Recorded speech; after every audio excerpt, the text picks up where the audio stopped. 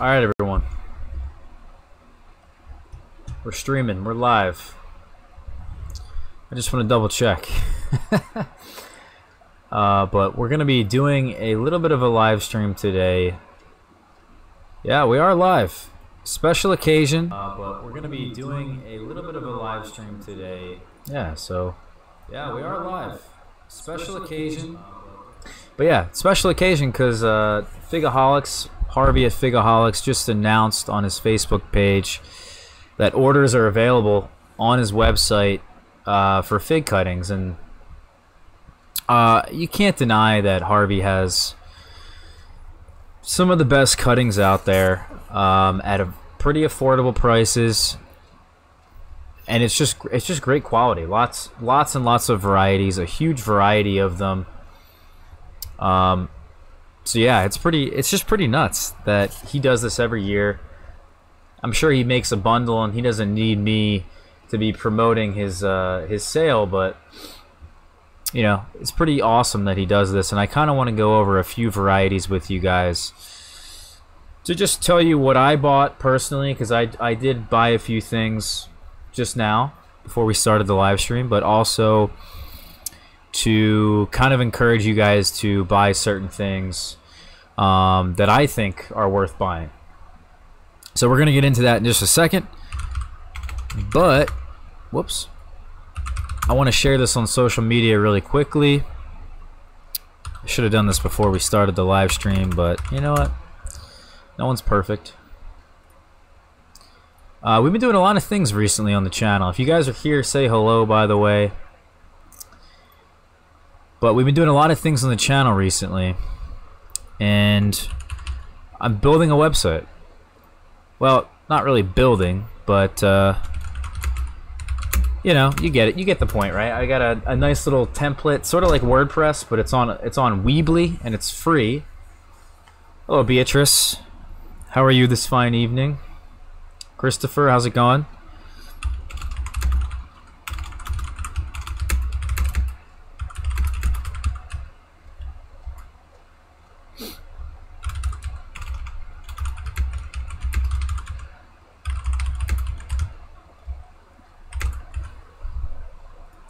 Gotta get a nice image here, guys. What should I put up?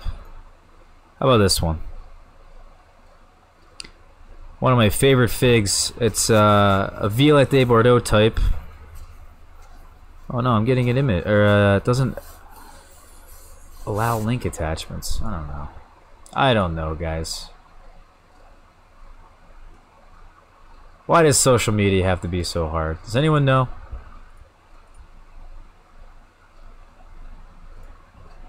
Yeah, it's still having a problem. Anyway, we're just gonna post this on Facebook. I had enough. But like I said earlier in the video, guys, we're gonna be doing a little bit of talk about the Figaholics sale that's taking place. So just give me 1 second here.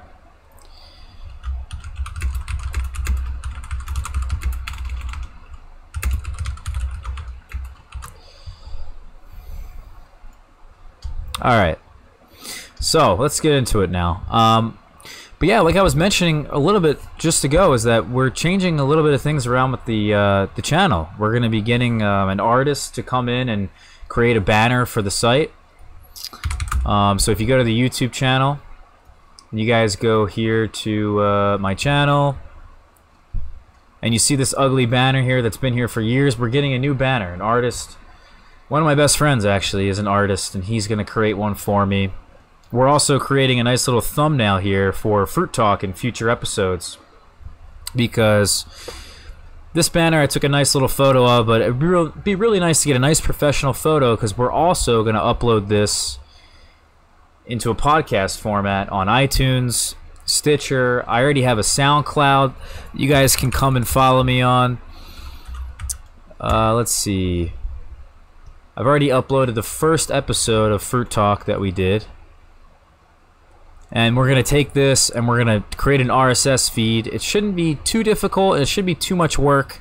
But from there, I think it's pretty simple in actually having a podcast. So this will be really cool, guys. That's really exciting. All the changes that are happening between the website, the podcast. We're going to be on so many forms of social media. It's going to be crazy.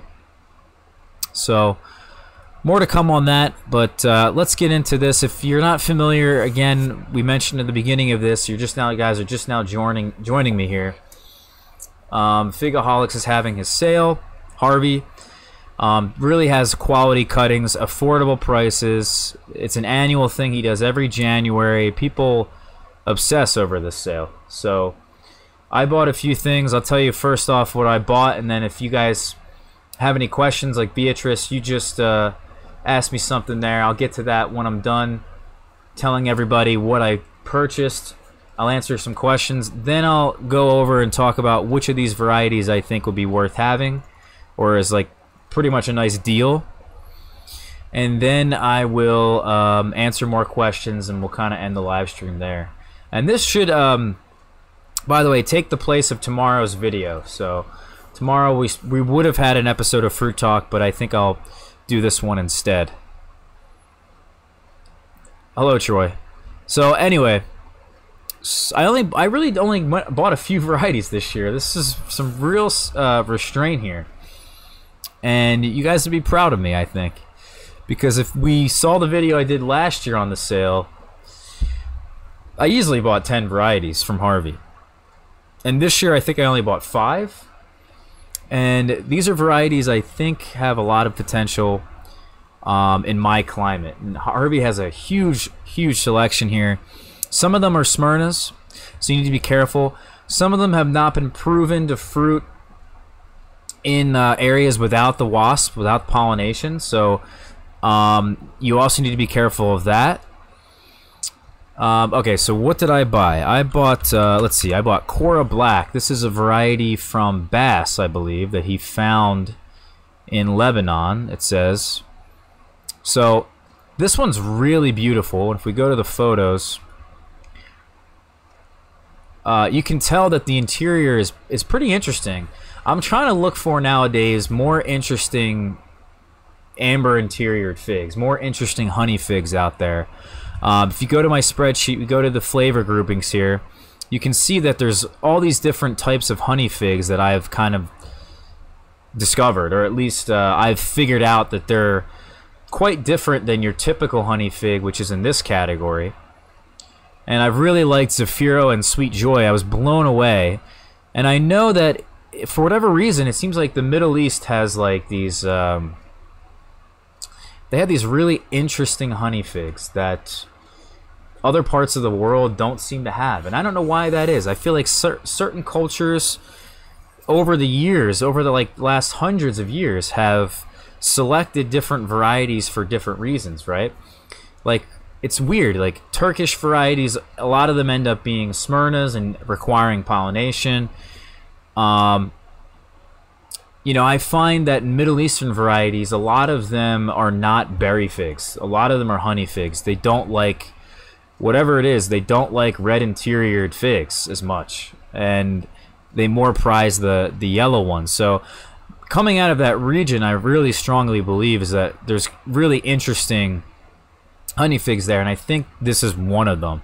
I've had a couple reviews that I've heard from other people here. My friend, I think, let's see, Man vs. Fruit.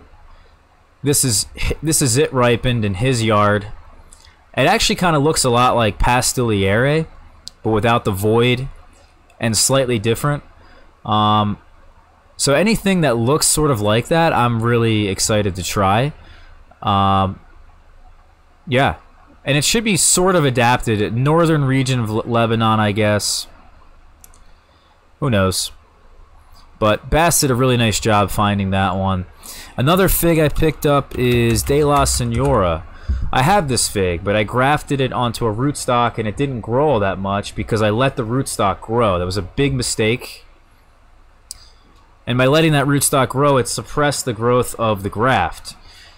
This year, that would have been corrected because I pruned it all back pretty hard, but for the most part, this variety hasn't grown all that much, and then also it got stuck in the cold on Thanksgiving night with 13-degree low, and I think this variety got fried. So we needed to replace this one. Let's see, what else did we pick up? We picked up Ishia Black. And I have Ashia Black. Well, I barely have it. We're trying to get another plant from a friend, and I hope that he comes through, but I decided, you know what, because $25 for a cutting of Ashia Black isn't really that bad. It's healthy. I know that for sure. Harvey's figs here are really healthy. Particularly his strain of Ashia Black, because he's grafted it onto vigorous rootstock. It's kind of shaken off a lot of that FMV. I mean, look at the leaves, right? So it's really a nice plant to have, and I really recommend this variety for just about anyone in the United States. In fact, I think this variety is going to be in my top 5 overall when it's all said and done, right? When I get rid of a lot of varieties and I'm left with only a handful, I actually think this one is going to be the one that I'm going to keep out of most of them. So high hopes for this one. It's a lot of people think it's late, but it's actually more of a mid-season fig. I have confirmed that with 3 different people who have been growing this fig for years. And it's also extremely tasty. So for somebody who lives in a shorter season climate, you're trying to get cuttings that or you're trying to get varieties that are earlier in the season. This one's mid-season, should have no problem ripening for us, and it has the flavor of something that ripens late in the season, right? There's just absolutely no reason to have something late in the season when you can have Ashia Black. That's kind of how I'm coming to this conclusion. The same thing with Smith, right? Smith's mid-season, but it tastes like a really well-ripened late variety. Colton just came in the channel. He said, where do you get your cuttings? Well, I just bought some from Harvey, right? That's what we're talking about right now. Harvey's sale at Figaholics.com. You guys can go over here and purchase whatever you guys want. He really does have nice quality cuttings at affordable prices, and it's a wide variety here, wide selection. So I bought Ashia Black, and $25, like I said, isn't all that much, but I'm gonna cut it in half and see if I can get 2 out of it. I wouldn't mind having 10 Ashia Black trees someday. So to kind of speed that up, that's why I'm doing this. The Ashia Black tree that I do have is extremely small. So I don't even know if I can really say that I have the tree. You know what I mean? It's kind of like iffy as to whether or not it's even going to survive. A friend said he would come through. You never know. So I'm trying to get as many of these trees as I can. And, you know, to go back to De La Senora, out of all of the Pons varieties here, that's what this is. De La Senora is a Pons variety. This one has a lot of potential to actually ripen in my climate at a relatively early time. De Tres Place is his earliest fig, and it's been confirmed to ripen pretty much alongside Ron de Bordeaux. But De La Senora is another one from his collection that actually could be worth my time. There's maybe like a handful that I think really work out here. Like, you know, things like that are striped, like Bordeaux Negra Ramada that Harvey's also selling here. You know, things like you know, other striped figs like Col de Dame Ramada and other like later season varieties that Pons has in his collection. They're just not worth it. I mean, it's all like, the way I see it is that a lot of these figs, guys, they're a lot of hype, and if you live in somebody who lives in my climate, you really got to be careful on what you pick up, because in the end of the day, you want fruit, right? I don't care if it has stripes. I don't care if it looks nice. I want to have the best taste, and I want to have the most of them, right? And I want to have them in a relatively early time before the rain comes in September.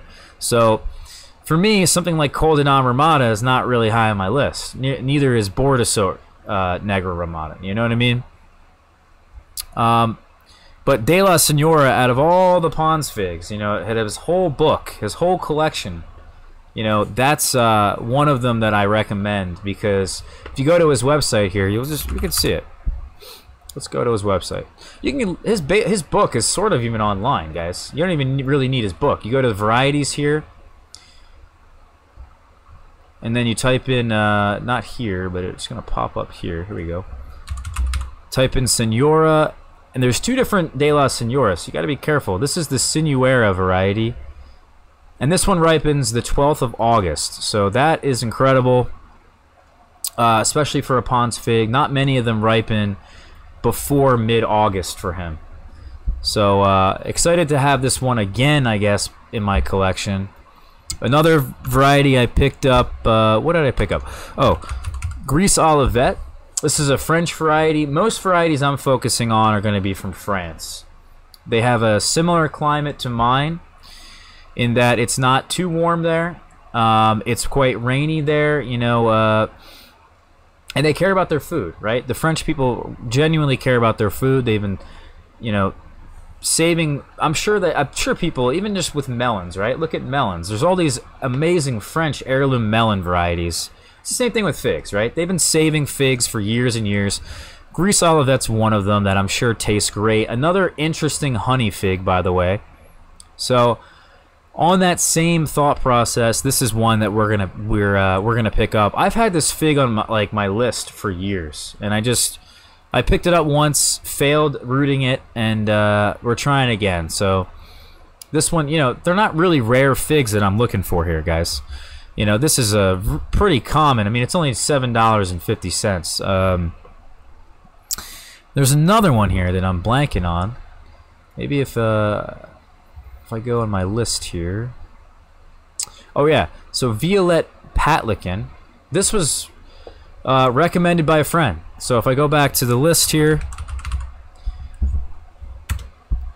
this doesn't have a photo, but my friend Bishop up in Michigan. You know, it's a cold place, right? Maybe not as rainy as where I live. I'm not really sure, but this is one that he recommends for people in shorter season climates. He really likes the flavor. It looks fantastic. I have to agree with him just by the look of the fig. And it's only $5. I'll graft this onto something and be able to have this one for myself. So, you know, those are the ones I really liked and decided to pick up. I've had them on my list for a long time, and I'm glad to get them. So any of you guys have any questions, now's the time. We're going to get into some other recommendations just in a minute here on some other varieties that I recommend from Harvey's sale. We've already went over Ishia Black, but we'll go over some other ones that I think a lot of you guys should try and attain. But Beatrice says, let's see. I'm trying to learn all I can from you about figs. I planted a tree in October. I hope it survives in my clay soil. Well, you could always amend the soil, Beatrice. I know that's not really a question, but you know, amending the soil is always nice. Figs really don't like wet feet. You know, I don't know where you live, but planting it in October could be a bad idea depending on if you're really cold where you're at. So hopefully you didn't plant it in the wrong time. Christopher asked me, where is Harvey? He is in California. I think he's in, it should say it somewhere around here on his main site here.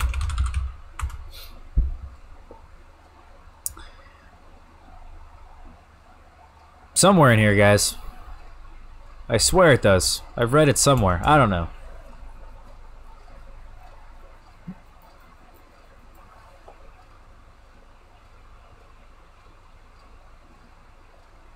Anyway, he's in somewhere in Southern California. Alright, Beatrice, you're fine then. 8B, that's totally fine.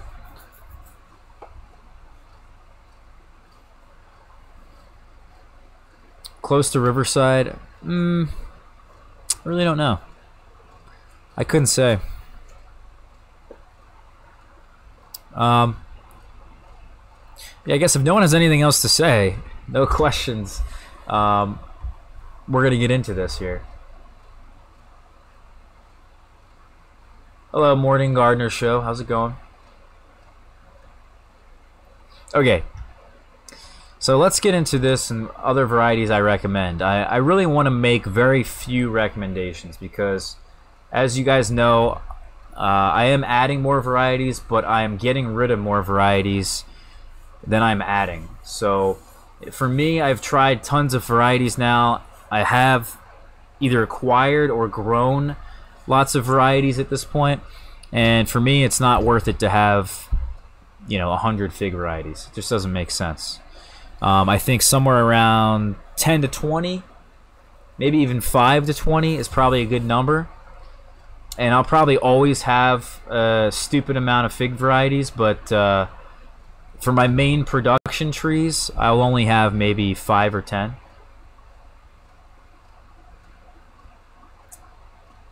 Okay, so Jerry just asked me, do you have Violette de Bordeaux as one of your top performers? I just bought Violette de Soleil from Harvey. Is that one of the top performers for our area? No. Sorry. But it is a very tasty fig. It is very similar to Bordeaux Noir, Brojotto Nero. If you go to my cultivar list, you can see all the synonyms down here for that fig. And let's see, here we go. Bordeaux Noir. So Bordeaux Negra. It goes by many names, guys. Noir de Barbentane. It's supposed to be 2 weeks earlier, a little bit more rain resistant. The problem is, Jerry, is that you know, Violette de Soleil is a great tasting fig. It's probably like a 9 out of 10 minimum. It has a similar flavor to Black Madeira, but it ripens late, and it doesn't do too well with the rain. So having that in a collection here in this climate, you need to give it a head start for one. You also need to give it a lot of heat for it to set fruit, and you need to kind of protect it from the rain if you can. But otherwise, it's a great fig. It really is. Let's see. TJ Thoreau says, what's the deal with Capulcurt Negra? Looks like a beauty. I agree. I have that one. I think Capulcurt Negra, and there's another one that Pons grows. Maybe it's Bordeaux Rosa. So we'll look at them both here in a second. But let me find... here's Bordeaux Rosa and Capulcurt Negra. Here we go. Close out of this stuff here. It's too many things open at one time, guys. Drives me nuts, right? But anyway, so Bordeaux Rosa, to me, maybe I haven't had enough time with this, or haven't had enough time to look at these two varieties, but they look pretty similar to me. And I know that Pons, he would mention if these were the same thing, right? He would say for sure. He would know by now. I mean, even the eye color looks different. I'm not necessarily saying they're the same, but I think they look the same, right? So they also look the same to a fig called Violette Sapor, and these are from different areas of the world, right? But check this out. Doesn't this fig look similar to one of these? Right? So my theory, I mean, I don't know for sure, right? But I have a theory that Capulcurt Negra and Bordeaux Rosa, one of the two of them, is potentially the same thing as Violette Sapor. So that would be pretty cool, because if it was, that means that, because Violette Sapor actually is a really great fig here. Violette Sapor is a mid-season fig that people are really raving about. And I have it as well, and I'm going to put one of them in the ground this year, see how well it does. But it's a really tasty fig. It's really underrated, under the radar. I have a feeling if I were to guess, I would say Bordeaux Rosa is probably very similar to Violette Sapor, but it could be either one. I don't know. The neck on this fig doesn't look anything like the necks here, right? But the skin color certainly matches, and the interior of these figs certainly match. So who knows? I don't know. It's not a huge deal to me. But Capulcurt Negra, to answer your question though, looks like an incredibly tasty variety, regardless of whether or not it's the same as Violette Sapor. But another reason why Violette Sapor could be good, or another reason why Capulcurt Negra could be good here, is that look at the ripening period. This is a mid-season fig for Pons. It's the 25th of August. And out of most of his varieties, this is probably dead center or on the earlier side, which makes me think that this fig could do well in my climate, which is exactly why I have it. And I don't know, the evidence is kind of piling up for this variety being a good choice here, but we'll see. If you also kind of translate what he says down here, I also know that it's quite rain resistant. So little trick for you guys that didn't know this, you can hit Control U and you can bring up the source code. This is a little, you know, this is a little millennial thing here for you guys, but you bring up the source code, scroll down to the text. This is the text right here, and it brings it up here. You can now copy and paste this, go to Google Translate, and we can type in here, we can paste in all that text, translate this from Spanish, and now we get a direct translation of all that text, which you can't actually do. Even if I have Google Chrome here, see, it's already translated, right? But it doesn't translate this. But you can see here that it is thin skin, strong consistency, resistant to transport, also to rains, and it's okay with splitting. So that tells me it's pretty rain resistant, but okay in terms of splitting, which also kind of reminds me a lot of Violet Support. So you never know. He says it's worth cultivating. You know, this is a really top-notch variety from Ponce. End of story. Okay.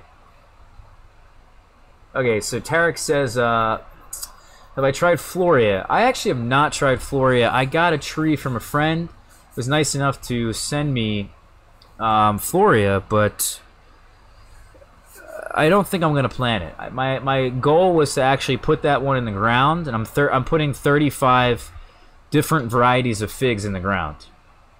By the way, that whole list you can find, every single fig that I'm gonna put in the ground is right here. It's in my spreadsheet, guys. And Floria was one of them because it's so hardy. I recommend it for anybody, but it's not really that rain resistant. It kind of doesn't, it splits a lot, and as a result, Herman too, who lives 20 minutes from me in Jersey, or just across the Delaware River, he's grown Floria for years. That's his father's fig, and for him to get rid of his father's fig, he pulled it out of the ground and got rid of it. For him to do that tells me that I shouldn't really grow it, because I'm going to listen to the guy who's been doing this for years, who's had great success growing figs in the ground in a cold climate, and if this isn't one that he grows, why should I grow it? So I'm not going to grow it, and I'm not even going to grow it in a pot, even though I should probably grow it in a pot. Because if you grow it in a pot, it'll ripen for you like the 1st of August. At that time, you won't really have any problem with the rain, for the most part. You can have from August to September with very minimal rain, but there's so much heat during that time that you don't really have to worry about splitting nearly as much. I had 1 or 2 figs split for me until September 6th, I believe it was. So I only had 2 figs split until September 6th. That's pretty incredible, right? And it's all about that water, right? Don't water them too much. But Floria is a good variety, but it's not going to knock your socks off, right? That's what I'm trying to get at as well, is that, yeah, it's a cold hardy variety. It would do well for me in the ground, right? But why don't I just plant Pastelliere, right? Which is equally as hardy, you know, according to most sources, but it's a way tastier variety. It's also just as early. It's an insanely incredible tasting fig. So if they're basically the same in just about everything, right? I mean, there's some minor differences, but if one fig tastes better than the other one, why don't I just make more copies of Pastelliere? It doesn't make any sense. Why have both of them if I can just make copies of this one? So that's kind of what I'm getting at here, Tarek, is that in almost no situation would I think it's worth it to have Floria. That's really sad.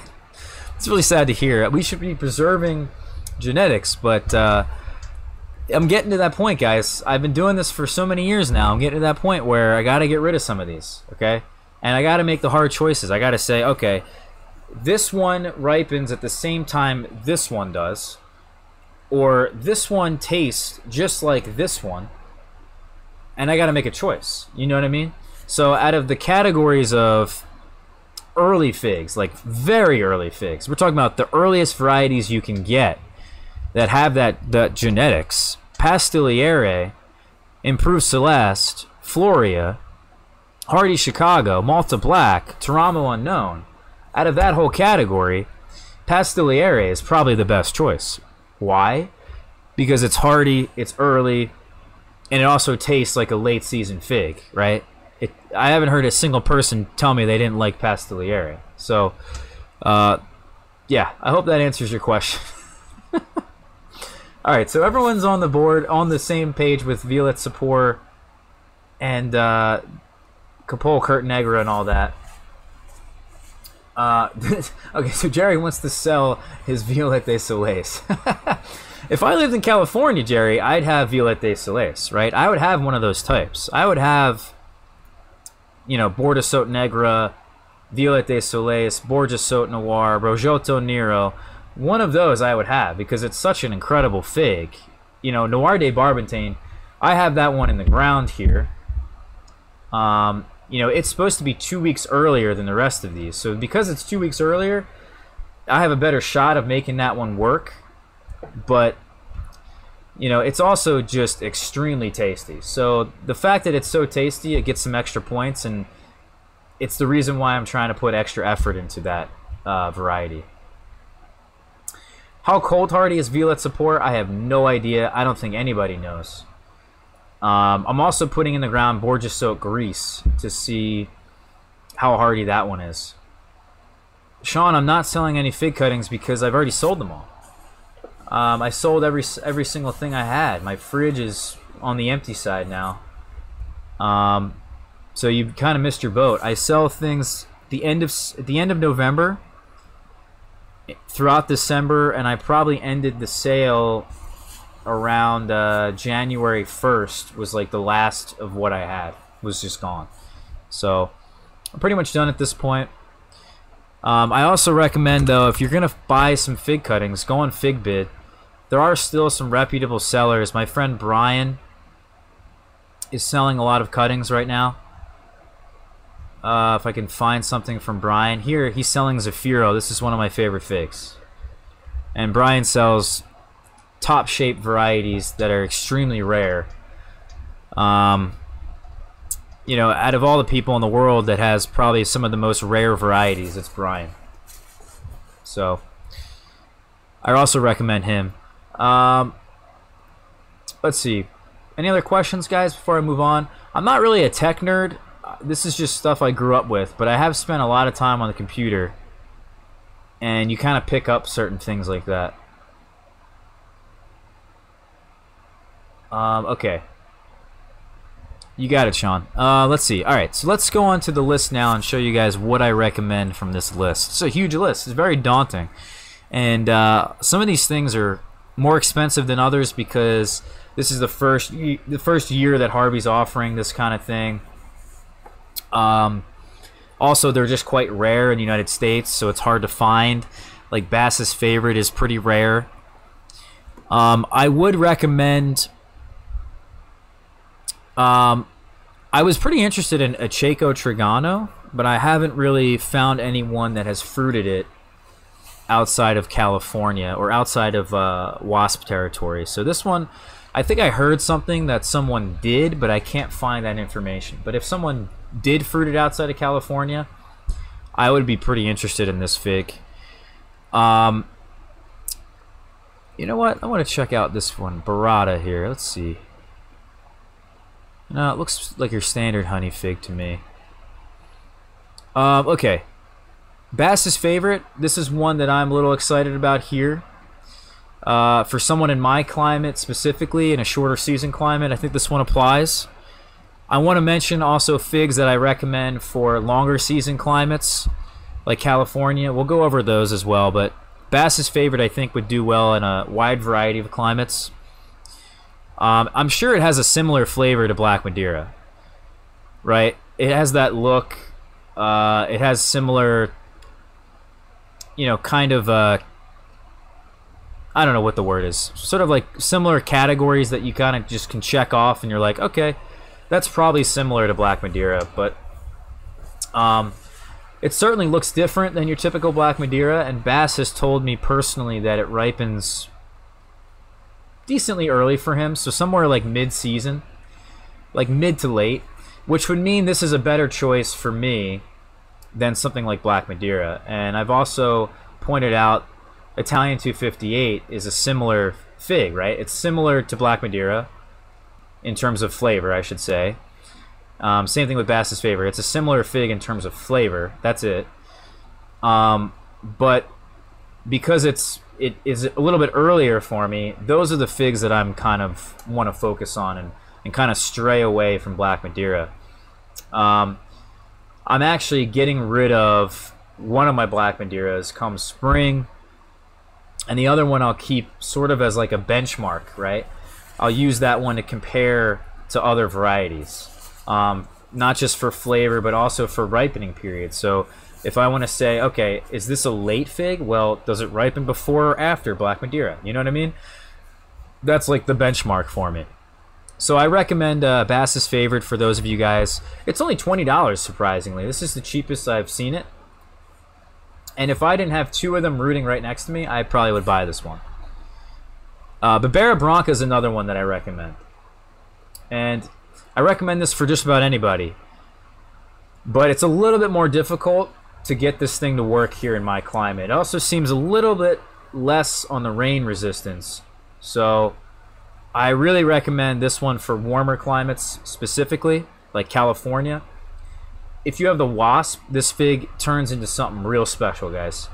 So this is a fig that I really recommend. It also, it has a weird flavor profile that I haven't seen in many other figs. We go to the flavor groupings here, and we go to this category here, fruity honey. This is the picture of the Barbera Branca that I ripened this year. It's really something. It's unique. The only fig I think is similar in terms of flavor could be LSU Huye. I don't know how to say it.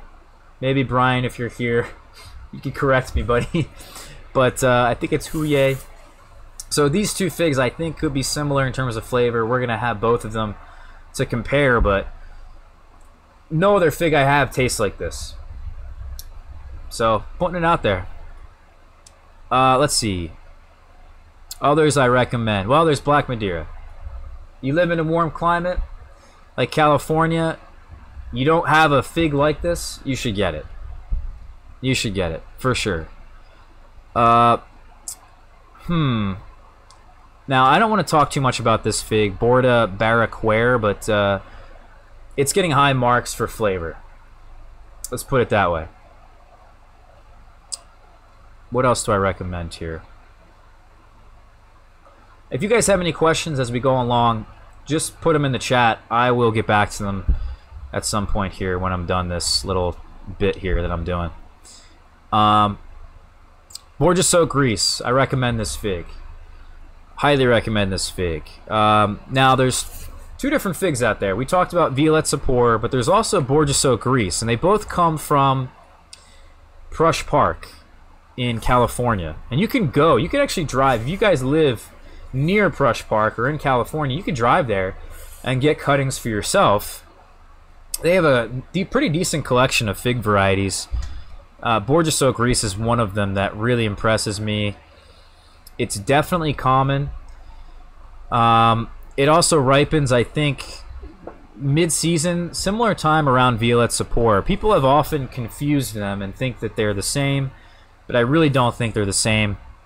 I think there's been a big mix-up throughout the community between Borgia Soak Grease and Violet Sapor, and I just want to mention that there's a lot of, this is a big theory of mine, and it's also there's some pretty good evidence to support it, but I think there's absolutely no way of proving it unless I grow both of these varieties together myself and compare them. But I truly believe that a lot of the Borges Oak grease that you find out there from a lot of sellers is actually Violette Sapor.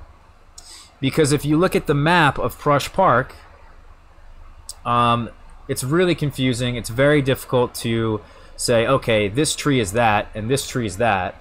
So I think what a lot of people have done over the years, you know, years ago, is that they've mixed up these varieties on the map. And instead of giving people the actual Borges Oak grease, they've given them Violette Sapor. And that's why a lot of people think they're the same. Again, it's just a theory, but I'm going to be growing... Harvey has the legitimate Borges Oak grease, and he has the legitimate Violette Sapor. So if you want to get them and compare them with me, by all means do that. But overall, Violette Sapor and Borges Oak grease are incredibly productive. They're relatively early in the season for someone like me to be able to ripen that fruit. And they're very productive. They're also very tasty fruits. Sort of underrated and not talked about enough. So I highly recommend Borges Oak grease and Violette Sapor for any climate. I want to just put that out there as well. Let's see. We talked about Borges Oak Noir, but you know, Violette des Soleils, right? I mean, they're very similar figs, and I would definitely recommend those for California. Again, a great commercial variety. We didn't touch on that. For any of you guys that are going to sell figs for a living or on the side, that is an extremely good variety to sell. Other ones that I would recommend, Bursa Durdane. I don't even know really what this is. This fig looks pretty good. You know, going off of this picture right here, you want my honest opinion, I would say this is probably an 8 out of 10. Alright, Calderona I recommend, but this is one of the more pricier ones, right? Last year was $50 per cutting. This year it's down to $30. So, hell, you know, this could work for somebody who's really struggling to find this. If you get this tree from French Fig Farm, I believe it is, they charge outrageous prices, and for especially this variety. So this is an extremely expensive and sort of rare variety now in the United States. So $30 isn't that horrible, I would say.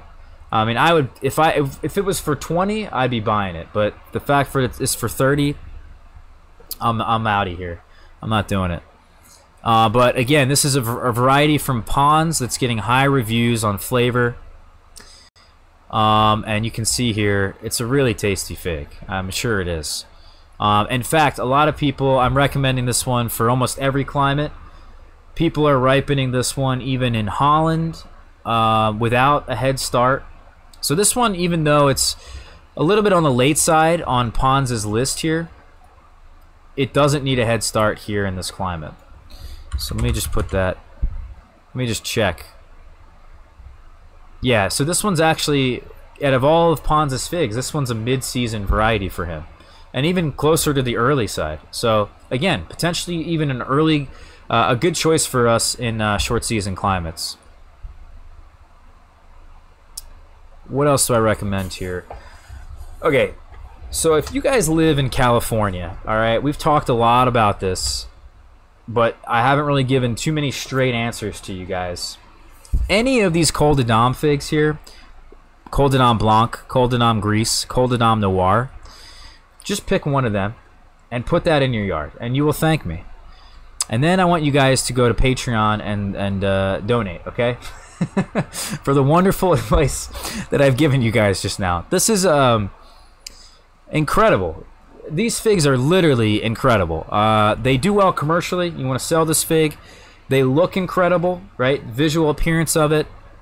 The flavor's out of this world.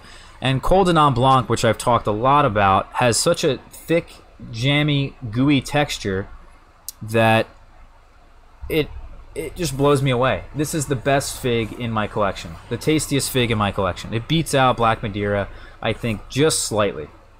So for me, it's a must-have. One of these. It doesn't matter which one. People say that Blanc tastes the best. Other people say that Grease tastes the best. You know, it's just, I don't really have an answer for you guys, but personally, Blanc is my favorite. Let's see. I do recommend De La Roca, okay? It's a little bit on the late side. It ripens around the same time that my Col de Dames do, actually. But it seems more productive, and the figs taste just like Col de Dames. So I don't know if De La Roca is going to be a better choice, but I got like this vision in my mind, right? I'm picturing Col de Dames. Now, what can beat Col de Dames? That's the mission, right? That's my vision right now. So, De La Roca, potential, right? Has potential, could be better than Col de Dames for my climate. If it has the same flavor but ripens a little bit earlier and it's more productive, why don't I just get De La Roca and ditch all of my Col de Dames, right? So at some point, you got to make that decision.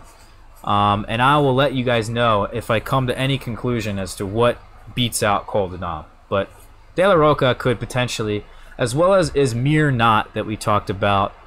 This year we did a video on Izmir, but it turned out it wasn't Izmir. It's a different variety that we're unsure of what it is, but it tastes a lot like my Col de Dames Blanc. De La Senora, I definitely recommend this for a shorter season grower. It's quite rare. Del San Juan Migran.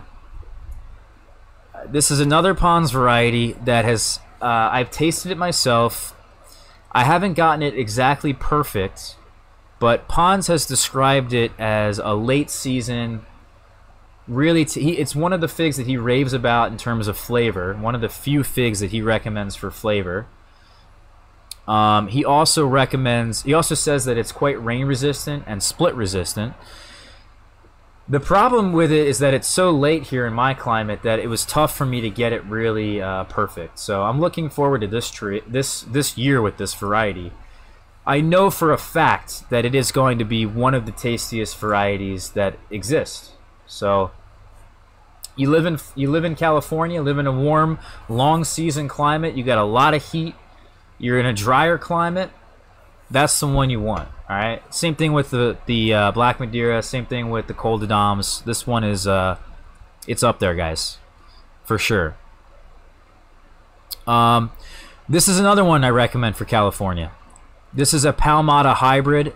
By the way, let's show you guys the photos of these real quick.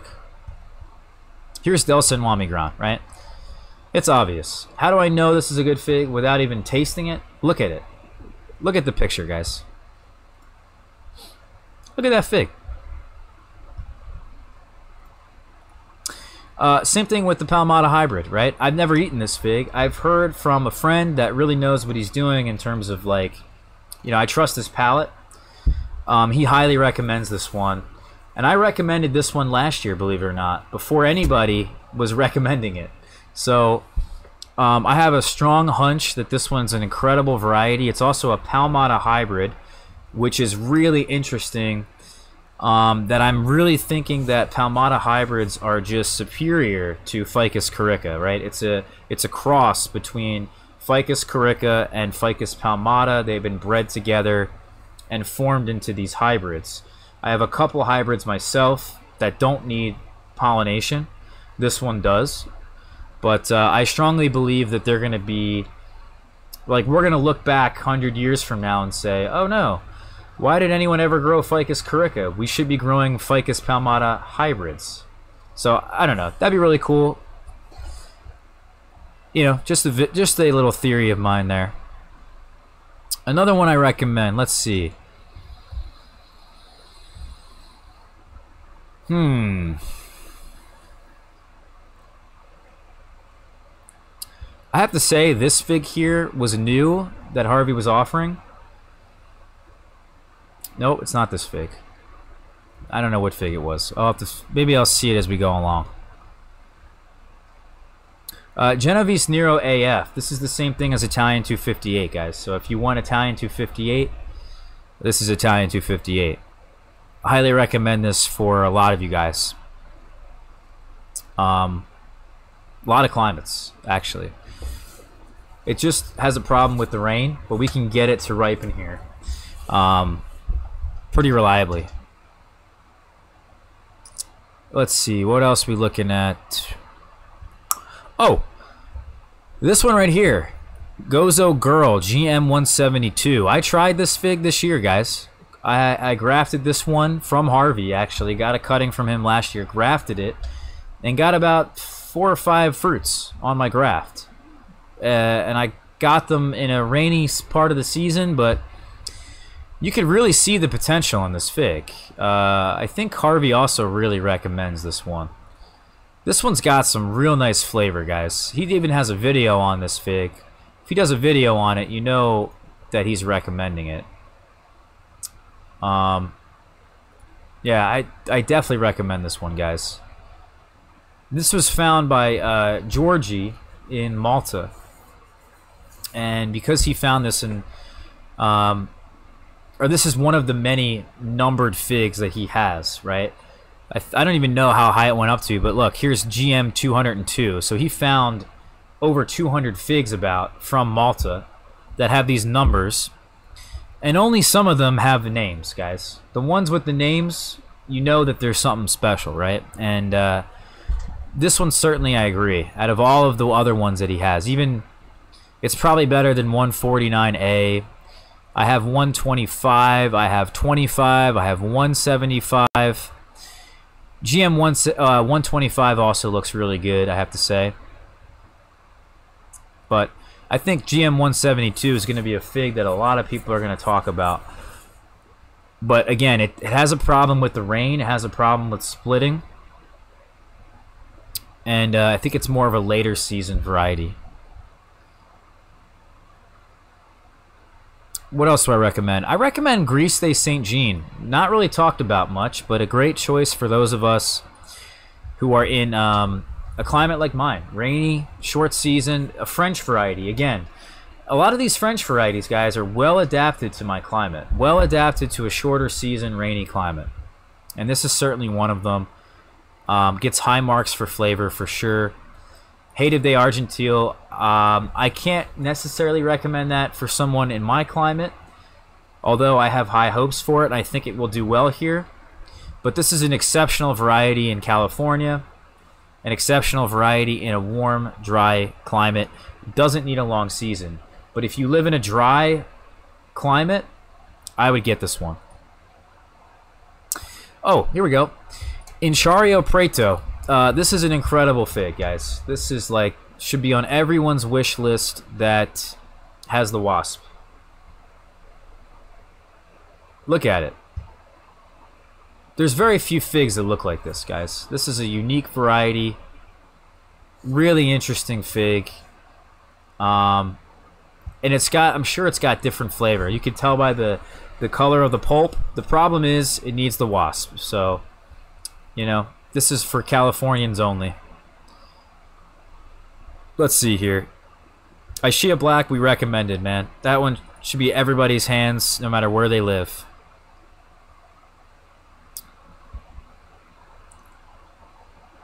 We talked about Cora Black. I added this one as a little bit of something different, a different kind of honey fig, so we'll see what happens there.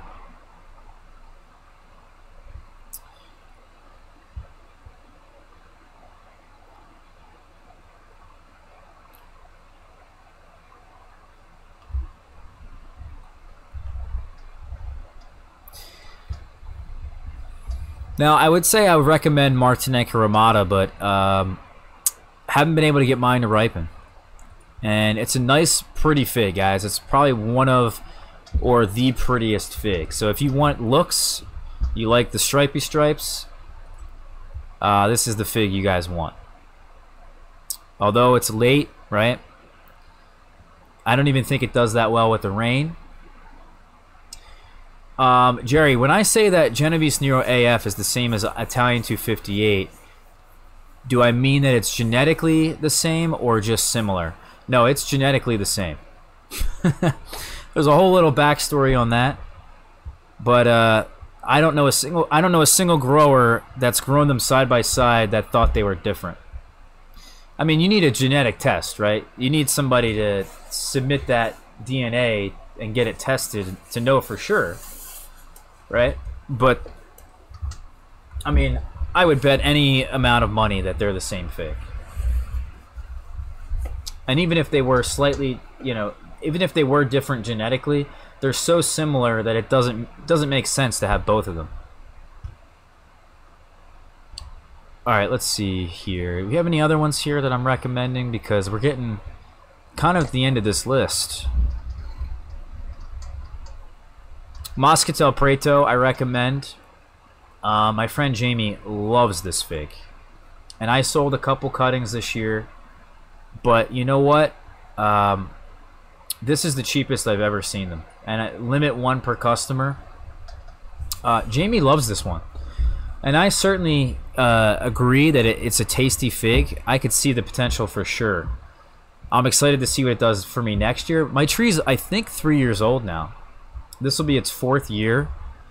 I've had it for a long time, I think. I even have like the oldest tree next to Jamie.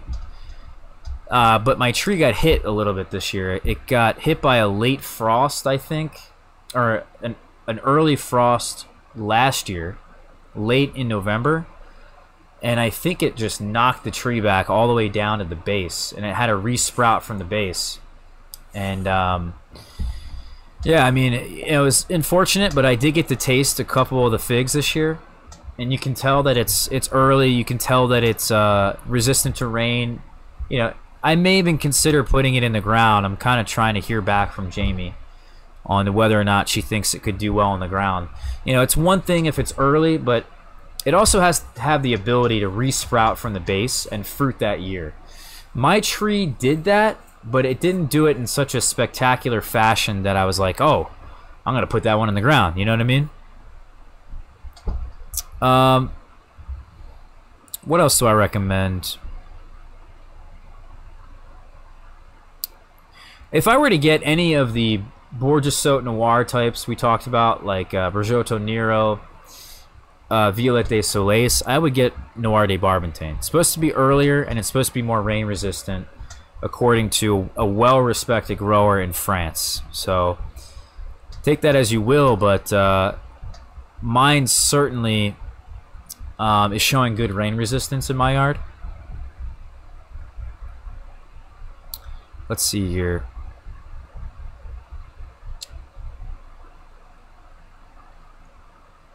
Oh, this was the fig here that I was mentioning that I think this one looks really tasty, but I don't know if it's common. And this is a new fig that Harvey's introducing this year. It looks really good, you know. It's got a lot of honey at the eye. It looks like it has a really pleasant texture on the inside. It looks very soft. The skin isn't too thick. You know, it looks like a really high quality fig. You know, it's a bit smaller. What I will say though is that the leaves look a bit like a Hardy Chicago to me. Looking at some of these leaves, but I don't know if it's common. I don't know if it is Hardy Chicago. It also has a really strange neck, so who knows? But it actually does sort of remind me of my Azores Dark. Speaking of Azores Dark, there is a fig that I think is quite similar to Azores Dark that Harvey sells. It's called Sao Miguel Roxo. Here it is. And there's another one, Malta Black, which you can find just about anywhere. But both of these I think are quite similar to Azores Dark. I don't have proof, but I have a feeling that these are probably it's probably a very similar fig. What else do I recommend here? Pastelliere. We talked about this in the beginning of this video. More people should have and grow this fig, guys. In every climate. It's very early. I will also mention that Paolo Bologna, probably the most well-respected grower in Italy of figs, he has said publicly that if there was one variety of fig that he was going to grow, it would be Pastelliere. I tend to agree. I think Pastelliere is going to beat Smith for my best fig overall. I think it is. Parrot Jaw Ramada, man. This one's, you know, super expensive, but, you know, it's another pretty fig, guys, with stripes. I don't think it's really that rain resistant, but again, if you're looking for something like this with stripes, I would recommend either Parrot Jaw Ramada or Martinenca Ramada. Ponte Tresa, guys. We've forgotten about this fig. People have given it a little bit of a bad rap. I think you need to be a little patient with this one. Maybe even let it ripen a bit longer. Give it some more heat. You know, give it a little bit of a more prime location. But I have high hopes for this. I really do. I think this one's going to be very tasty in my yard. And I'm excited to try it. I hope it's earlier than something like Black Madeira. Right? I'm hoping it's like more mid-season, like something along the lines of like Italian 258, you know? Let's see, what else we got here?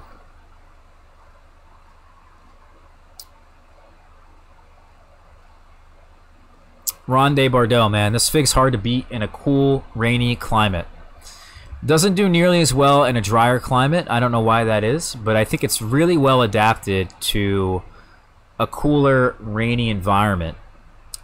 Again, another variety from France that has adapted to that, you know, that climate that you're really not supposed to be able to grow figs in. You know what I mean? Or it's not really the best climate to grow figs in.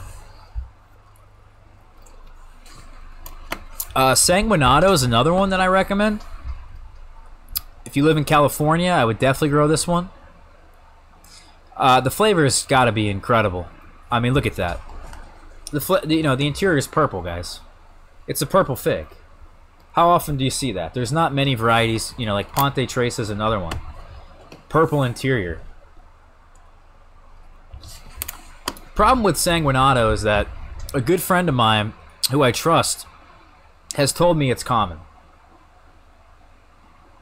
But, you know, it's always nice to have a second opinion on things. So, I personally have it. I bought it last year. I'm propagating it. And I hope to see fruit this year, and I hope to see it hold on to that fruit.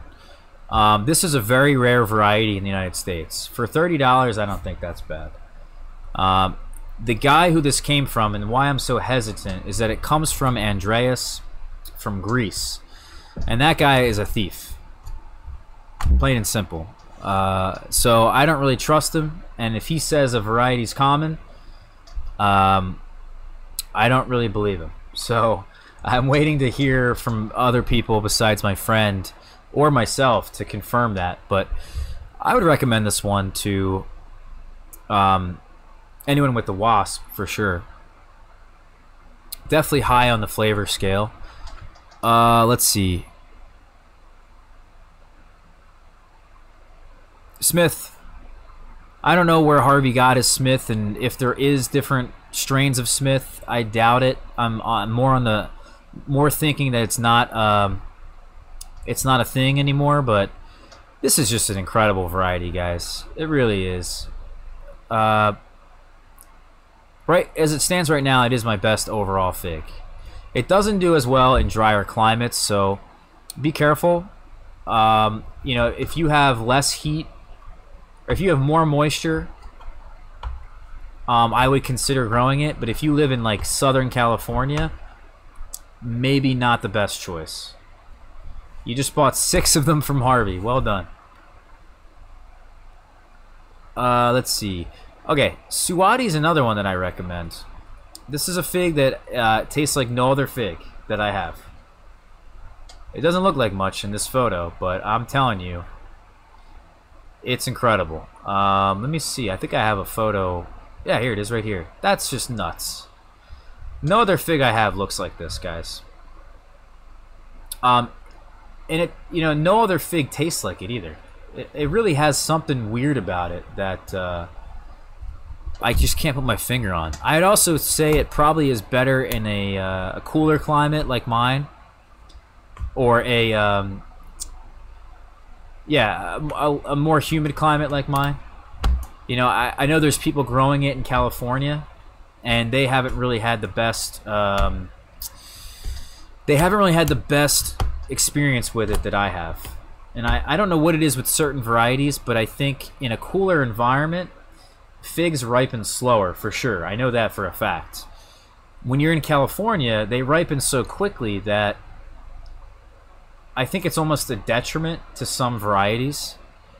Whereas others just kind of are, they like that slower ripening process to really develop the flavor that that you can get out of it. I don't know. That's a theory, but maybe there's some truth to it.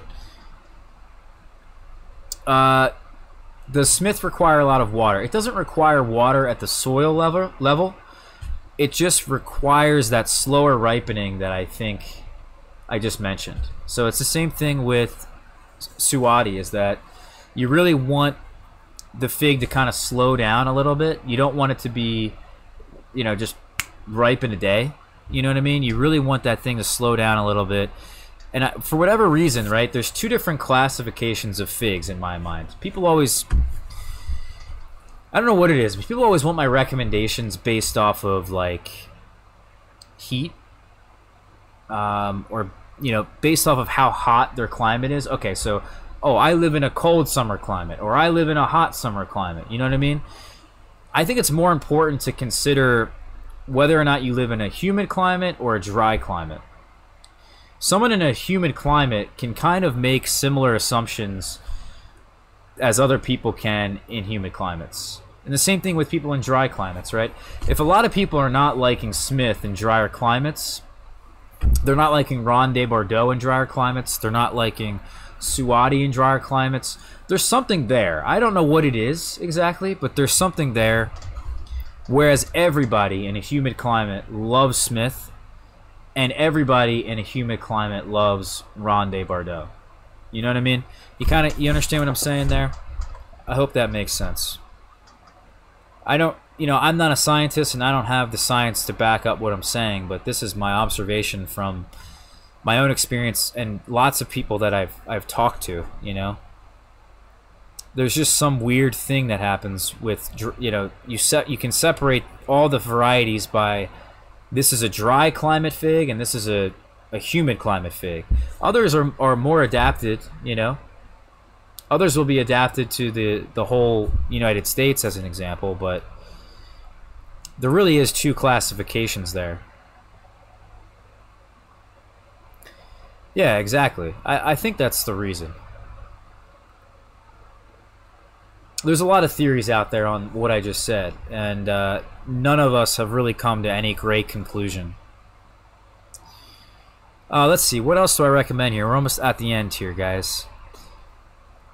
I kind of want to grow this fig, and I forgot about it. This one's called Tashkent, and I really want to grow it in like a greenhouse setting, because the fig is massive. It's a big fig. Big honey fig. You know, I'm sure it tastes like your average honey fig, but it's something about it that just makes me want to grow it. I don't know. Unknown Pastilliere. If you live in California, you got the wasp. It's absolutely necessity that you grow this fig. I've eaten it myself from California. It is the most intense berry flavor I've ever had in any single thing I've ever eaten. It is incredible. It's you eat that fig and you're just blown away by nature, that nature could create such an incredible flavor. And to think that it's found in a fig, you're just immediately hooked on figs at that point. Some other ones I'd recommend, let's see here. Victoria's getting high remarks in California. Another Pons variety. White Madeira is getting high remarks, but I don't think it's going to be, you know, on the level of Black Madeira. I know Harvey says that it's, you know, actually it's White Madeira #1. That's the one you guys want. but Harvey says it's a green or a white Black Madeira, and that to me doesn't make a whole lot of sense, because if you look at Strawberry Verte, it looks just like white Madeira, and it has those spade-shaped leaves that Black Madeira does as well. So I'm kind of on the fence. You know, I don't know. There isn't too many people that have the opinion that Harvey has, but if Harvey says it, I'm sure he means it. So could be something real special. I'm going to put this one in the ground. I'm rooting a second one. I have one grafted onto a Frankenfig, but I kind of want its own little tree so that I can put that one in the ground. Other than that, I think that's roughly it. ZD is quite good. For those of you who have the Wasp, I've tried this fig as well. Another good fig. But I guess that kind of concludes, guys, the varieties that I recommend off Harvey's list. You know, there's a lot of varieties on this list, and there's only so many that I recommend. You know, there's a lot of varieties out there that exist, too, and there's only so many that I recommend. Everything else that I've been growing, you know, here's a list of all these figs that I'm growing, guys. The large majority of them are a waste of time. So, you know, it's fun to trial all these things, and I don't want to discourage anybody from getting that enjoyment out of this and trialing different varieties and seeing which one does what. Because there's some really special figs out there, and all of them are really based on your climate. And just because I say one variety doesn't do well where I live doesn't mean it's not going to do well where you live. So, you know, I encourage you guys to do that. Do the same thing that I've done here. Trial a lot of different varieties and figure out what works best for you. But so far in my climate, there's only a handful that do well and are really worth growing. So, you know, those are my recommendations. Let's get on to the questions here, and then we can finish up this live stream here. Actually, I don't want to put that there. But, alright, so... Alright, we're going way back here. Sean says he's looking for I-258, Black Madeira, KK, and Azores Dark. I'll have trees of those for sale come springtime, the summertime, and the fall. You know, all throughout that season, I'll be selling them in different stages on Figbid here. And you can find, you know, the link to my Figbid and all the listings that I'll be selling in the description of this video, or any video, as a matter of fact. Chris said, Hirschisten, I don't even know how to say that, guys. Looks interesting, although it's a San Pedro. Gotta be pretty hard if it's from Germany. You know what? I haven't heard really anything good about that variety, Chris. I know it's supposed to be a San Pedro, but for me... Okay, so you're from MO. Is that Missouri? Where's MO, guys?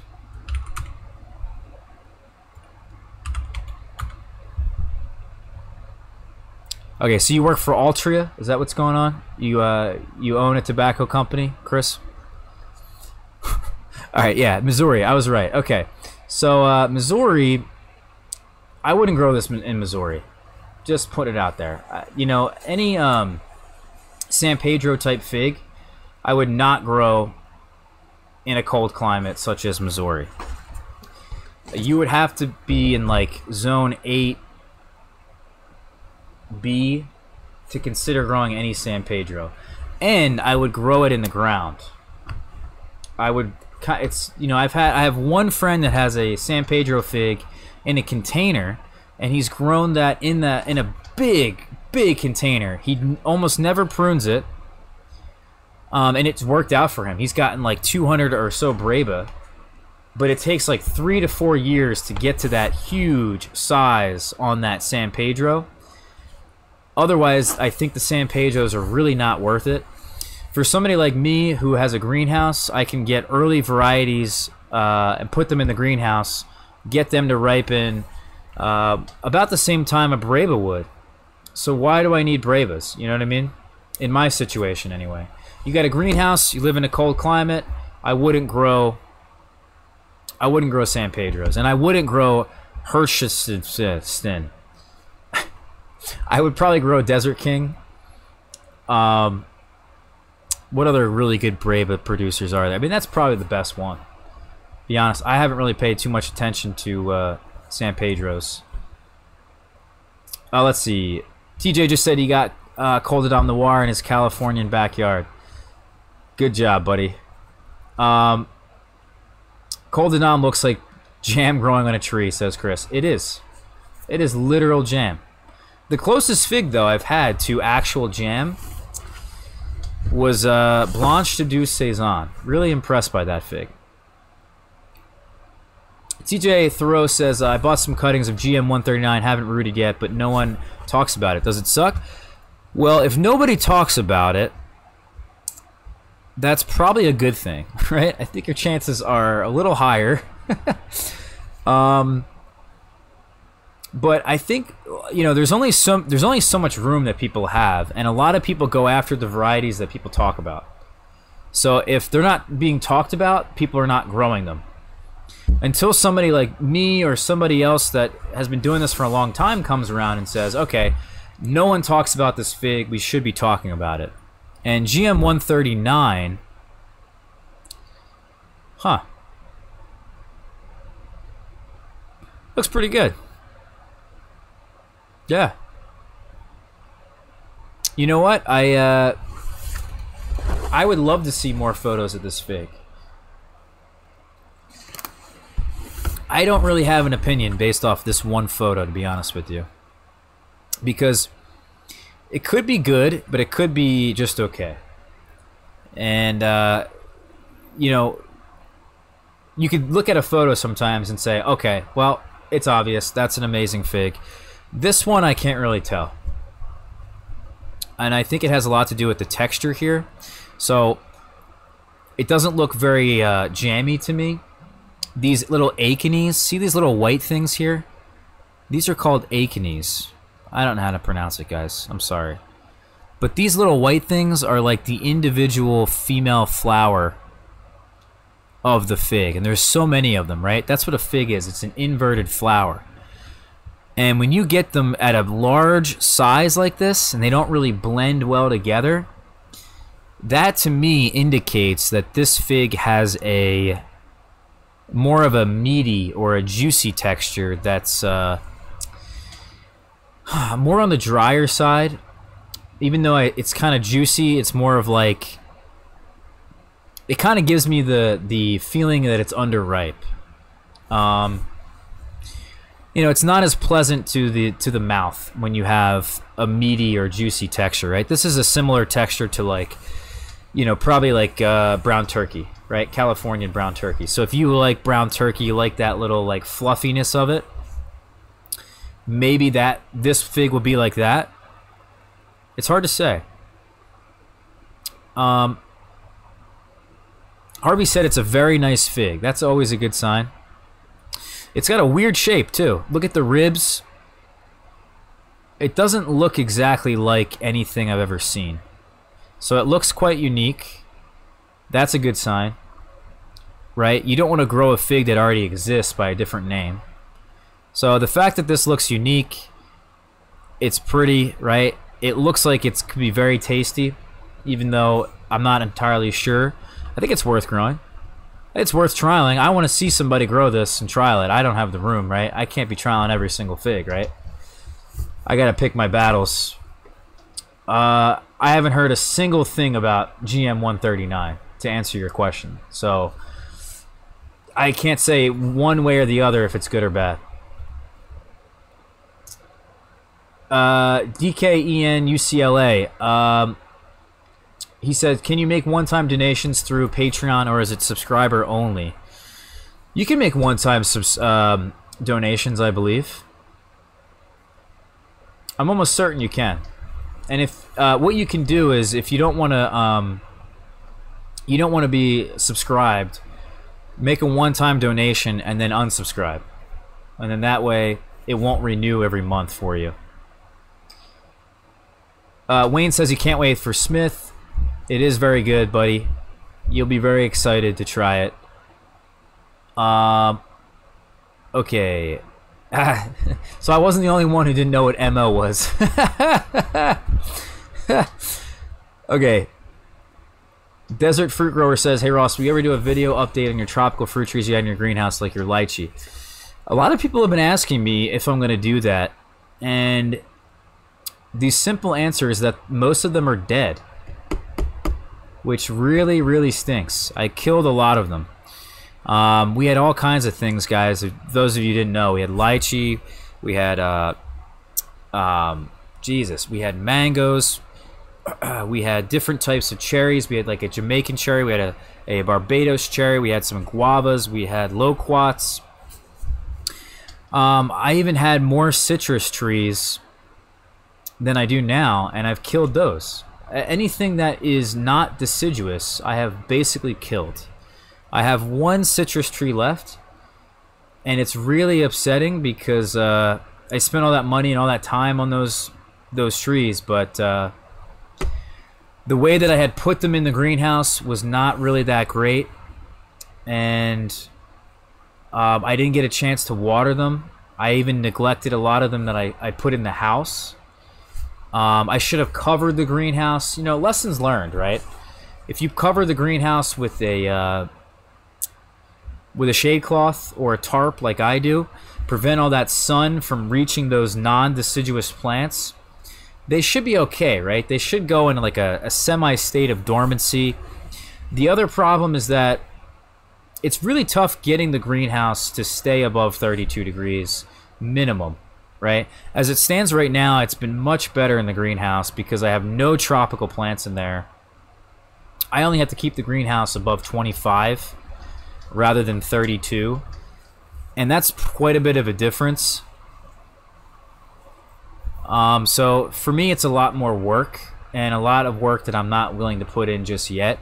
I would need a dedicated greenhouse just for those plants, and it will happen in the future. I promise you that. I'm going to grow all kinds of things in a greenhouse in a row. You know, we're going to have things that people probably didn't know you could get good production in a greenhouse.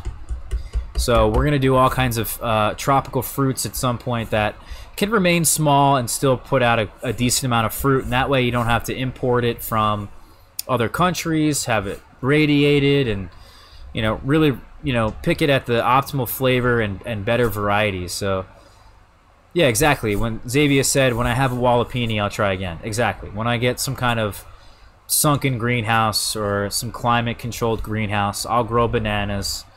You know, I'll grow more varieties of pomegranates. You know, citrus for sure. You can't, I mean, it's like amazing what citrus can do for you guys in the kitchen.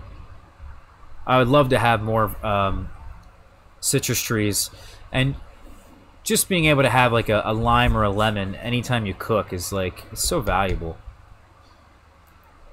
How much do you think your fig trees are going to be, says Chris. I think they're going to be up for bid. So whatever you guys decide, or whoever's bidding on them decides them to be, that's what they'll cost. I imagine some will probably go for like $20 to $40. You know, when all the bidding's said and done, a lot of varieties just don't get enough attention, or there's too many trees that are actively listed. Xavier asked me, what do I think of white Madeira? I already answered that. Xavier, if you go back in the video, you can definitely hear my answer on that question. Essentially, I think it's going to be it's definitely a good fig, but I'm not really sure it really differentiates itself from other Adriatic types like Strawberry Verte, or, you know, Blanche de Douce Saison, JH Adriatic. I'm not really sure what the difference is personally. Christopher says, will you sell Smith? Yeah, for sure. I'm propagating a few for myself, but I'm going to be taking a few more cuttings from my upstairs trees that I have in the window. They're just hardening up a little bit more. I'm going to take those cuttings, put them in the closet, and we're going to have quite a few more that I can propagate for myself. I want to stop at somewhere around 10 Smith trees for myself, and the rest of them I will sell. Really glad you recommended Long de Dute. Took your advice and bought some cuttings. It's an amazing fig. It is an amazing fig. I'm glad you took my recommendation. It is an amazing fig. Wayne says, I'm glad you mentioned Grease Olivet and Violet Sapor. Just picked them up. Yeah, I have high hopes for them.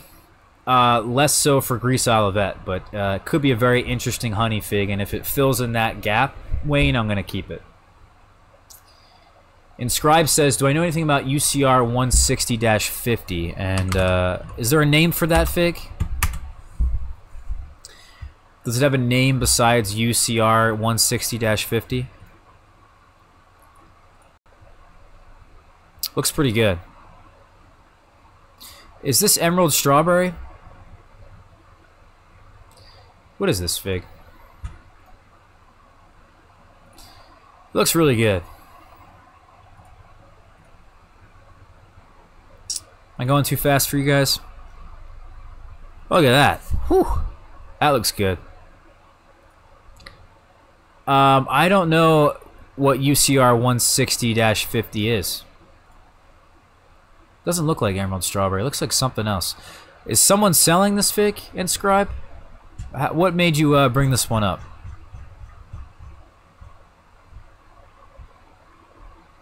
Yeah, he is. Okay. Neglected to take a photo from the fruit orchard. We're showing a photo picked a few years ago at USDA. Cutting which are true store, very productive variety, good flavor and good sweetness. Emerald Strawberry, man. What is the... I always get mixed up with that fig. It's a shame the photo's not really very clear. That's a beautiful fig, guys. Beautiful fig. Wow. I wonder. I'm going to ask around and see if anyone's grown this one, and if not, I may even pick it up for myself. Okay, let's see. A lot of you guys have killed some banana plants. You know what, though, about the ice cream variety? I hear it's not that good. I hear there's better banana varieties out there. So I would do your research. Maybe even ice cream bananas are not that good. I don't know. But there is some varieties of bananas that have a berry flavor. I've had an apple banana, Manzano. Oh man, that banana's good. That's extremely... You have to let the skin turn fully black, let it get really ripe, and it tastes like berries, like kind of like strawberries in a way. Jerry says, when you receive a rare cutting, do you always root it or divide it? Root one and graft the other. Can you graft one on a dormant tree? All right, well, Jerry, it depends on what I'm doing that year, right? So, if I'm doing a lot of grafting that year, I'm gonna graft it. I'm gonna always save an extremely rare variety if I can help it to graft it. If I feel confident in my rooting skills, I think my rooting environment's really good, everything's going well, I will keep it and try to root it. If I want to keep it, if I want to actually have it as its own tree, I'll root it. If I think it's rare but it's not really worth having as its own tree, I want it though, but I want to trial it. I'm less confident in its abilities. I'm going to graft it to something. That way I can evaluate it and not have it take up a whole lot of space. You know what I mean? If it's really rare and I'm rooting it, you could certainly cut it in half and try to root it that way.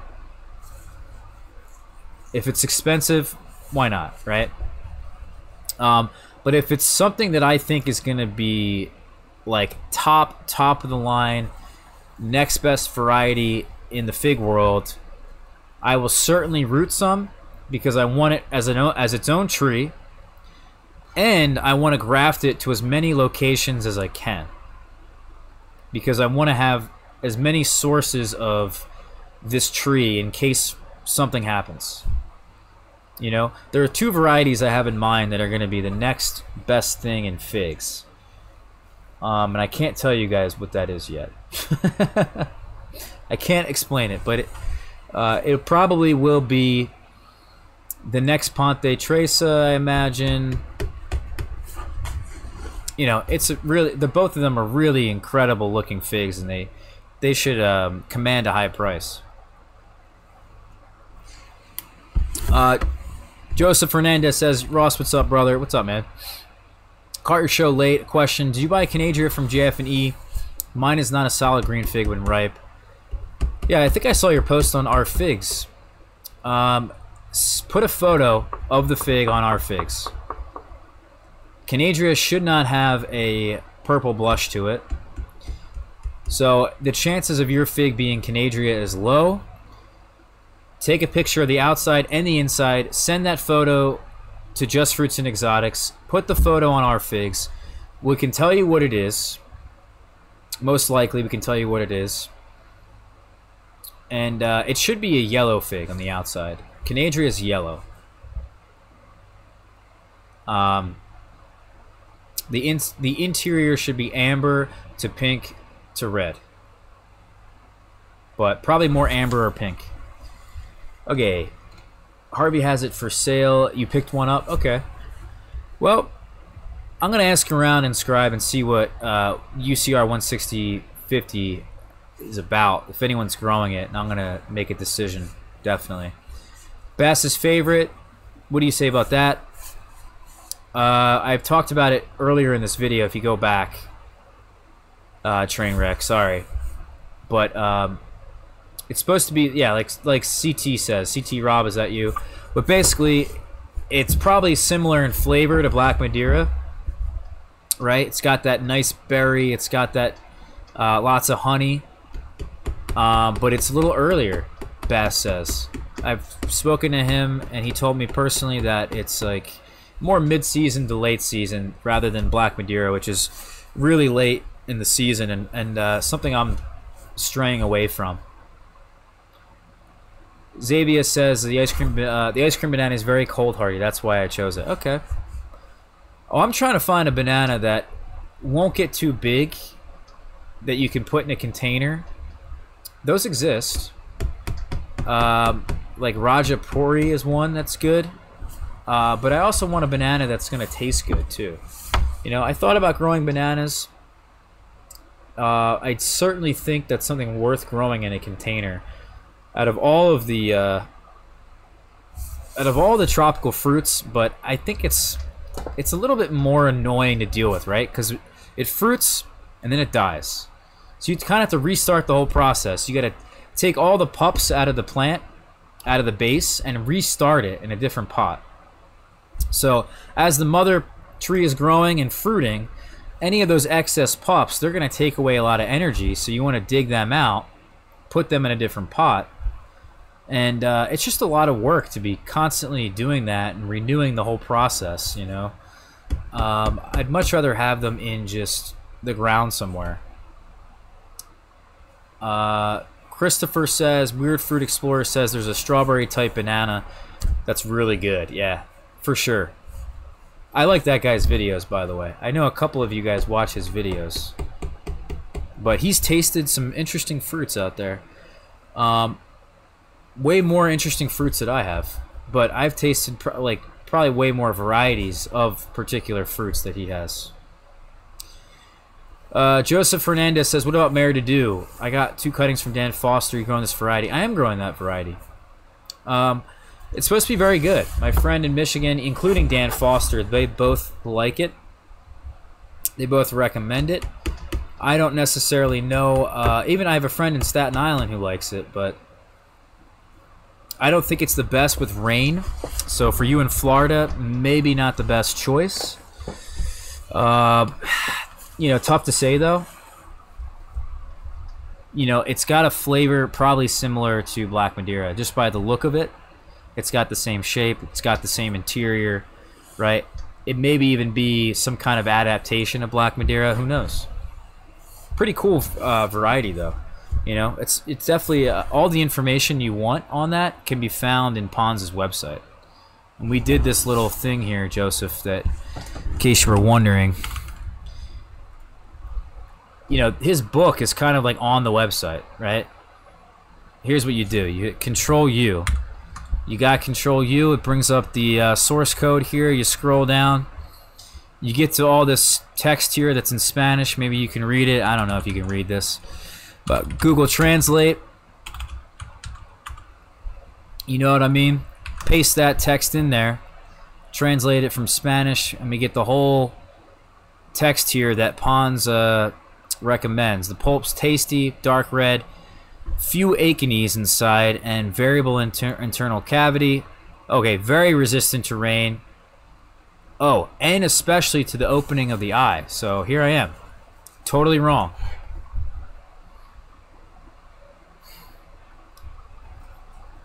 So that's incredible to hear. That means that this is a Black Madeira type fig, or something that certainly looks similar to it. That is rain resistant, which is extremely difficult to find. Italian 258, Bass's favorite, Colonel Littman's Black Cross. You know, those are the ones that I'm considering as a replacement for Black Madeira here in this climate. But something that is rain resistant is really, really important. Let's see. I wonder if he says anything about the taste. Very easily peeled.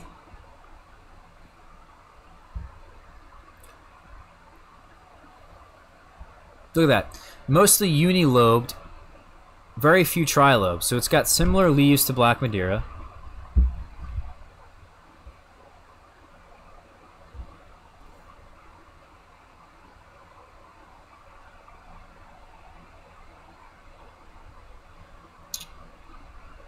Okay, so it's got dense branches, low vigor, medium-low productive yield. Sounds a lot like Black Madeira to me, just by reading that. I don't know. I'm interested to see what my tree does this year. We grafted it. The leaves here look a lot like they're 5-lobe to me, so this doesn't look anything like what he said. He said it's unilobed and trilobed, few that are trilobed, but these look like 5 lobes. All of them. Except for this leaf here. I don't know.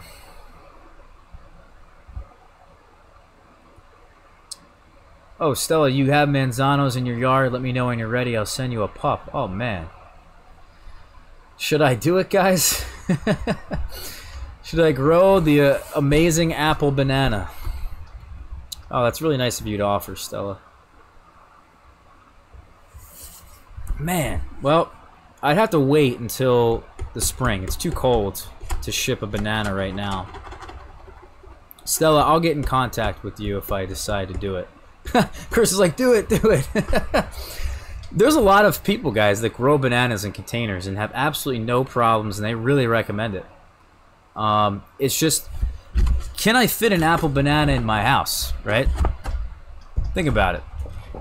Let's look at a manzano banana tree for sale, even though they're not trees, okay? That's just the Google search, all right? Don't kill me. Where are we here? Okay, well, you know what? Logi's has it, but I know Just Fruits and Exotics has it. Let's just go there. Let's just go there. Manzano. Okay, come on. Apple. Apple banana tree. Let's see how big this one gets, because I think manzano is one that gets pretty big. Like, the way that bananas work, they have to get to a certain height and then they fruit. When you have them in containers, I think they're dwarfed a little bit, but you still have to get this in your house, right? And let's say the banana's 16 feet tall in a container. I don't know how the hell I'm going to get it in the house. You know what I mean?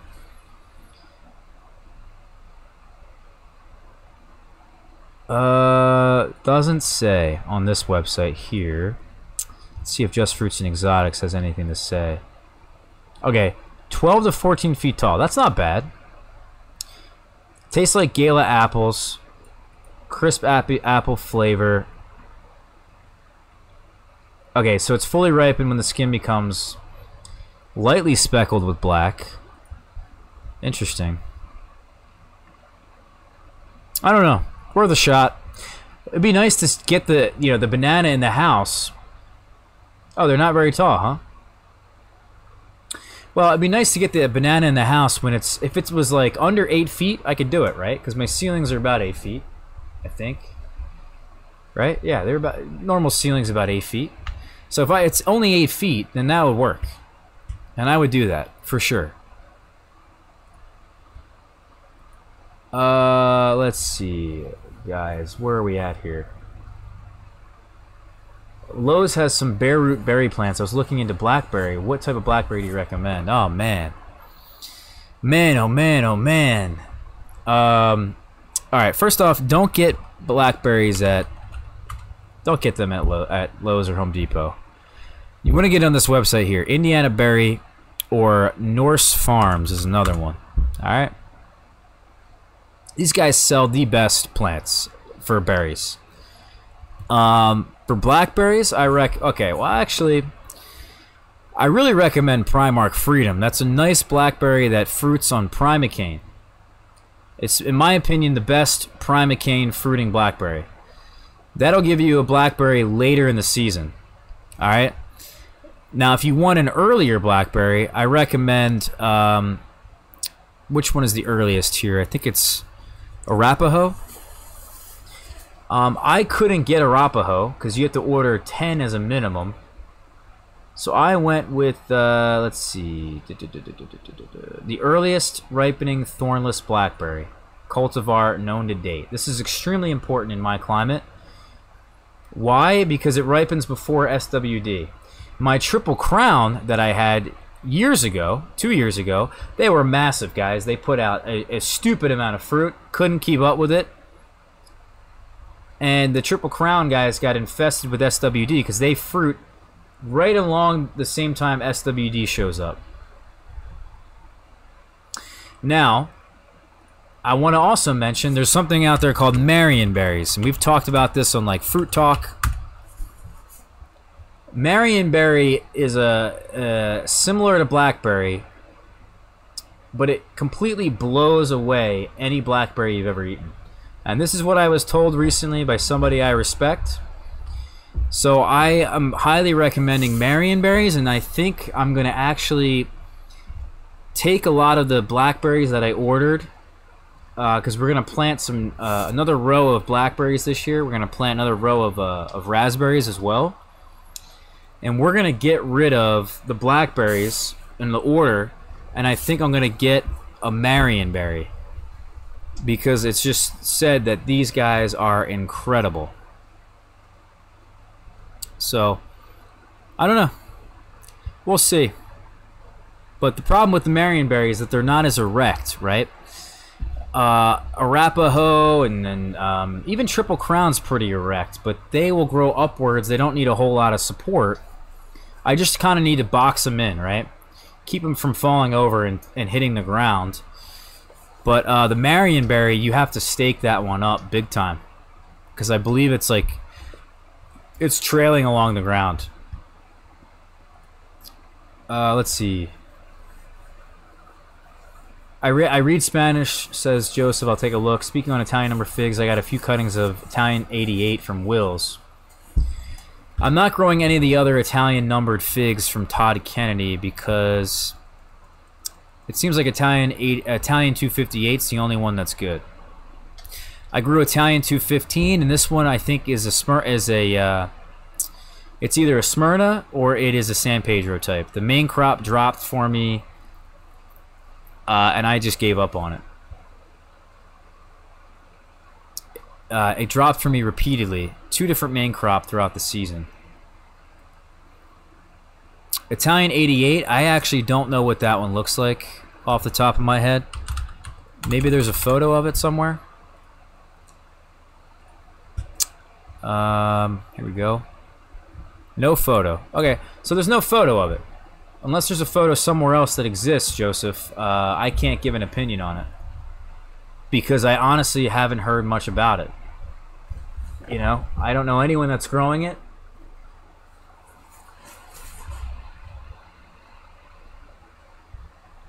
Stella also has Dwarf Cavendish and I'm trying to recall what is the best banana variety that most people think is like regarded as the best. You know, there's a whole different forum, guys, called Tropical Fruit Forum.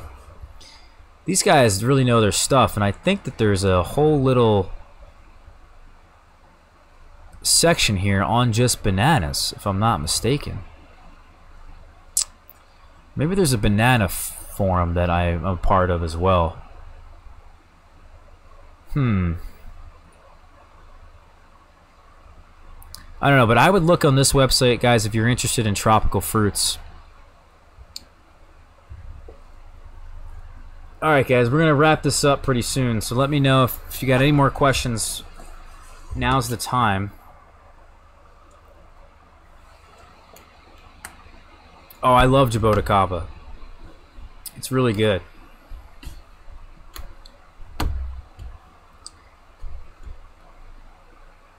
Leo says his fig is growing a bunch but not getting fruit. I see you're talking, but how about my figs? They're not ripening. Well, do you have figs that have formed, Leo? I get this question pretty often, and I did a video on this. So if I go over to my channel here, why is that so hard to find? If I go over to my channel, why is my fig not fruiting? I believe that is the video. No, it's not. We just put one out recently. Here it is right here. Why isn't my fig tree fruited? This video will tell you literally everything that could be wrong with your fig.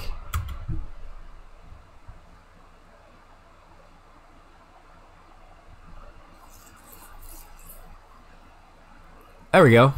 Christopher knows the video that I'm talking about. Okay, Garden Crochet has a picture of it on eBay. Let's find it. I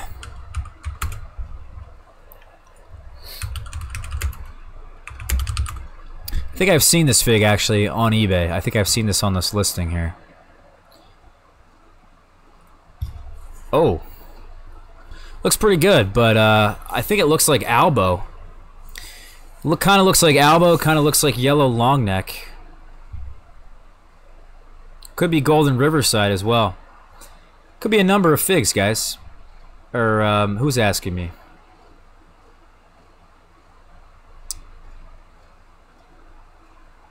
Joseph's asking me. So, yeah.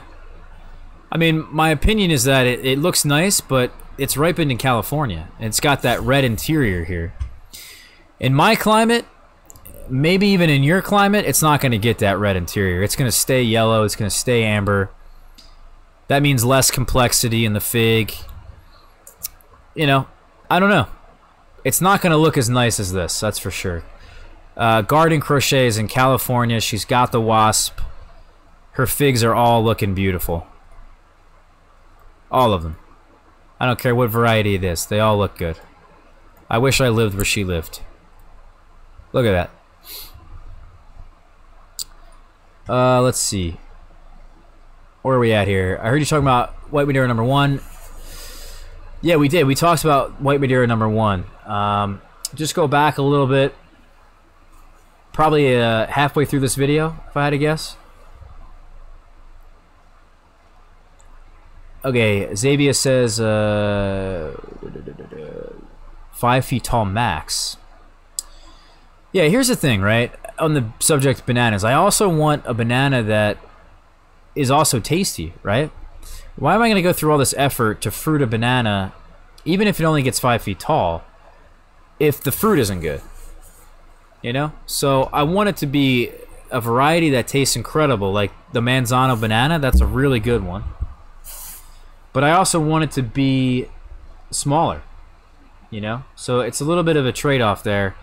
It's a little tougher to get, I know. You got to find two pretty difficult requirements there.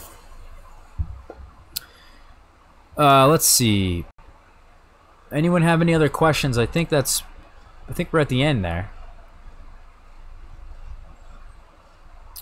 So I just want to plug at the end here, guys, a couple things. We mentioned in the beginning of this video we're going to be creating a website. Actually, we're creating a website right now. Let me see if I can show you guys the website. This is sort of it. This is all I got so far. Doesn't that look beautiful? But anyway, we're building it right now on Weebly, and this will be the host of my website, and we're gonna have all kinds of different things on here that you guys can go on here and, you know, if you need to contact me for whatever reason, we can sell some different things, links to different things. We're not making reservations, that's for sure, but yeah, just be another interesting thing that's a part of my channel. We're also starting a podcast.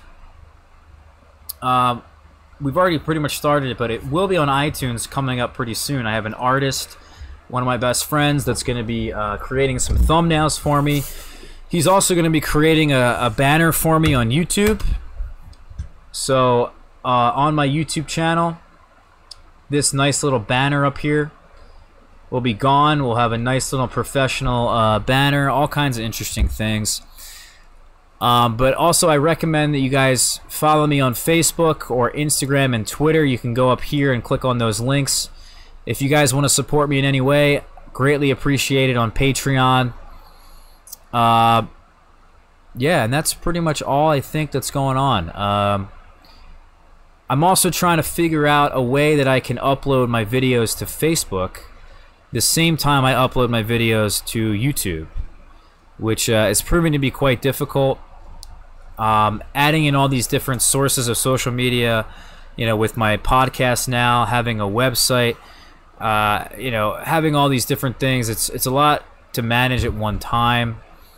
But I would like to be on other forms of social media so I can reach a greater audience. So if anyone has any assistance or any information on that, I'd love to hear it on anything I just mentioned. Because it's been a bit of a challenge to get some of this stuff going.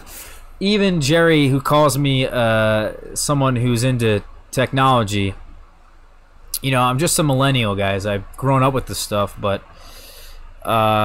this stuff's pretty difficult. You know, getting all this podcast stuff together, getting an artist involved, and getting you know, all this stuff created is not easy. So anyway, guys, that was the video for tomorrow. So I won't see you guys tomorrow. Hopefully you guys enjoyed this one. I definitely always enjoy the live streams that we guys do with you guys. So anyway, thank you everyone for watching. Good night, and everyone take care out there, all right?